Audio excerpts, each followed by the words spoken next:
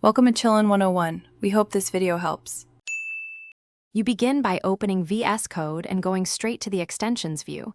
This is where you control everything. Once there, make sure you've saved files and closed any extension-specific windows so nothing blocks uninstallation. Use the installed filter and search to list active extensions quickly. You want a clear list before removing anything. This prevents accidental removal of required tools. From here, identify extensions to remove and prepare to iterate through them using the contextual uninstall controls. Now you act. Click the gear icon for each extension and select Uninstall. That removes the extension and its settings in most cases. If you have many, disable non-essential ones first to test impact, then uninstall in batches to avoid breaking your workflow. Some extensions require a reload or full restart of VS Code to finalize removal. Accept the prompt.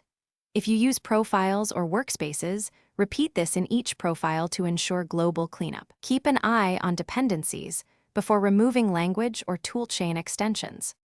Finish by verifying no unwanted extensions remain in the extensions view and restart VS Code once more to ensure clean state.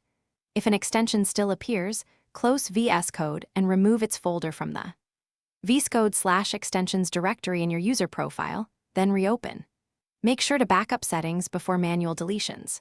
If something breaks, open Help toggle developer tools to read console errors, and as a last resort reinstall VS Code. This approach ensures a complete uninstall and gives you one clear troubleshooting step if problems.